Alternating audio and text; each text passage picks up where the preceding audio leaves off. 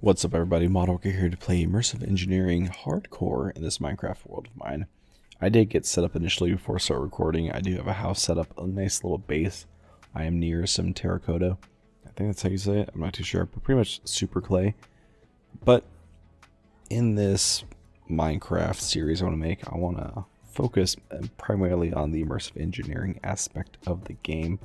But in order to do that safely and just full focus on the immersive engineering, I need to build some farms first.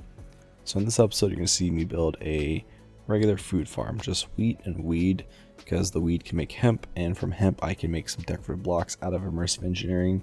And the wheat side, I make bread, I get bread, I eat bread, I get very hungry, and boom, we got a dog. But on the immersive engineering aspect, I have played immersive engineering before, but I've mainly used that as just the energy source for the mod, for other mods I mean. So I've used it just to gather energy really fast because it's a really efficient mod. Like it's really good. It's kind of complicated, but once you understand it and play it a little bit, it gets pretty easy. So I'm just collecting some material right now, getting some sugar, some cactus, some bamboo. I'm going to pillage this village right now, but I'm going to mark this down for later. That way I can railroad card these guys to my base for a regular trading area. But as I'm pillaging them of all their stuff, I didn't really get much, just a few pieces of bread and some cactus. So other than that, we're gonna go strip mining, get lots of cobble, hopefully get some iron, a lot of iron, hopefully a lot of coal as well. If not, we'll chop down trees for charcoal. It is totally fine, but we need to get some materials first, some building blocks, so strip mining is the best way to go. Cool thing I found in immersive engineering though, like a really cool thing besides the windmill, is the water wheel. So I really want to gather enough materials to where I can just start building things without worrying about having to gather stuff. So the first couple of episodes, just me gathering materials, setting everything up so I can gather stuff. And I think copper is big here. I'm not too sure about that, but I think copper is pretty big for immersive engineering, so I'm gonna get a lot of that. I did find some lapis in this tunnel, just strip mining, but it wasn't a lot. But going back to the farm aspect of this episode, I'm building the typical 7x farm. So it's only 7 blocks wide, or long, however you want to call it. It's just the direction water goes until it maxes out. So I got to clear this land first, and the fastest way I find to clear land is just using water. So I'm doing the typical trapdoor setup with cobblestone and redstone. And here you can see I'm just setting the layout for it. I'm counting in my head all the spots I need. And I'm going to make a nice little infinite water source block right here. Cool thing going down all the way here for strip mining is I did find a water cave. It drops down to some octopus, what are they called? Squids? Glow squids, that's it. So I can use that later for like a farm for them. I guess you can farm them there. I'm not too sure how glow squids work. But setting this farm up, it did take a while to set this up because there's a lot of pitfalls and traps down below right here. It wasn't just completely flat. It wasn't completely flat. So unfortunately for me, I had to dig it out and refill it back in after I was done strip mining, just so I wouldn't fall through when I was doing the water tricks.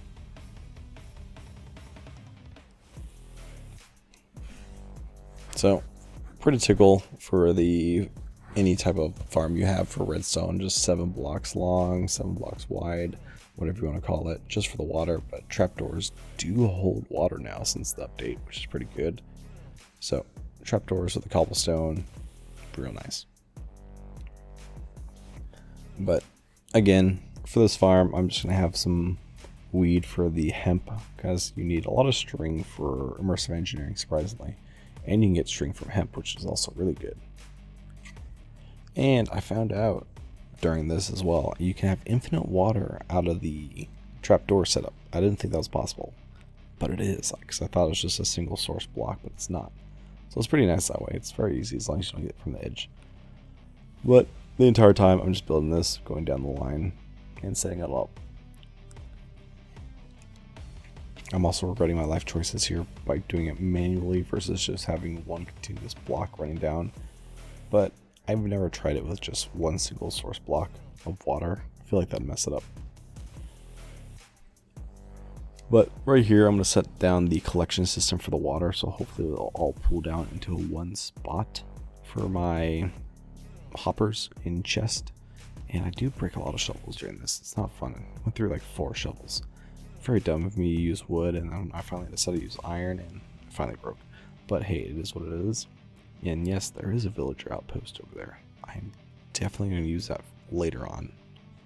But you guys can see there I was using my old way to collect the water for the materials, but I changed it up to this where they all drop down to the very bottom here into the chests and hoppers.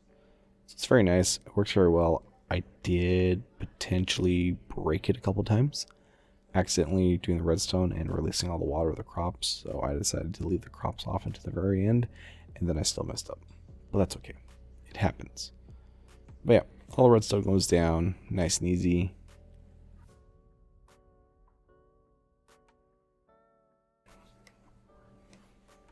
That way you guys can see how it's done, and lots of lighting. Whole lot of lighting. I do change how the wood setup is for the planks because I needed them a little bit higher, because once the water came down, that did kind of ruin how the collection system was working, because when they broke the plants, they'd pop down or pop up onto the little planks right there, which wasn't good. I did not like that at all, but it is what it is.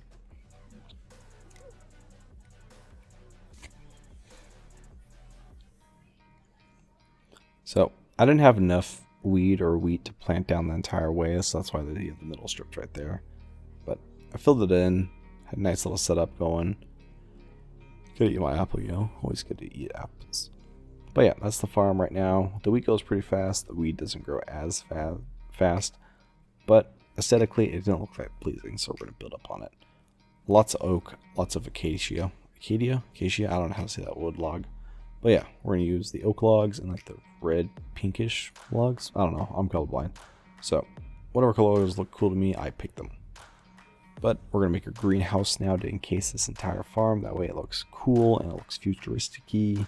It doesn't look that futuristic-y, unfortunately, when I finish.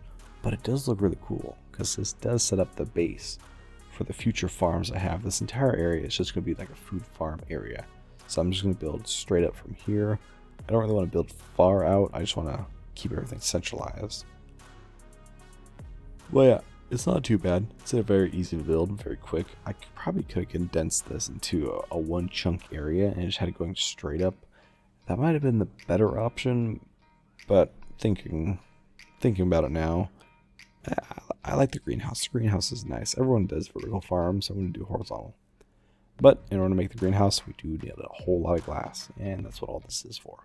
So I did strip mine, or what we want to call it, this part right here for the sand, and a lot of acacia doors. And this is just for decorations. They really hold no purpose here other than looks, because I'm not that creative on decoration stuff, so I figured, hey, trapdoors, why not? They look pretty good, especially when they're up. It actually looks very nice because they give like a ventilation like feeling, you know. So you have cool air coming in and it just rises, keeps it all contained. Kind of like a real greenhouse, you know? But yeah, I went through a lot of trapdoors, like a lot. It just keeps going. But going through so many trapdoors, I figured something out. I can make a trapdoor for going in and out of this entire place, which is actually pretty neat. So I haven't seen anyone else use this for like a house setup for a trapdoor unless like, you're building a secret base. So I figured why not use it here for the actual greenhouse so I don't accidentally forget to open the door and shut it and a creeper comes at me. So let me tell you, I've almost died from a creeper multiple times during this playthrough, and it is terrifying. Well, not this one in particular, but in the future when I'm playing in the mines or digging down for different materials for slate and whatnot, I got attacked by 5 creepers. Definitely not fun. So the trapdoor design actually worked very well from keeping everything out because it's nice and lit. I do want to put sea lanterns in here or glowstone. I'm not too sure yet. Let me know what you guys would think would look cool in here. Glowstones or sea lanterns, I'll go find them, you know.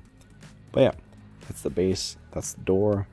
I do hope you guys liked it. Leave a like, comment, subscribe, and that'll be it for me for this episode. See you.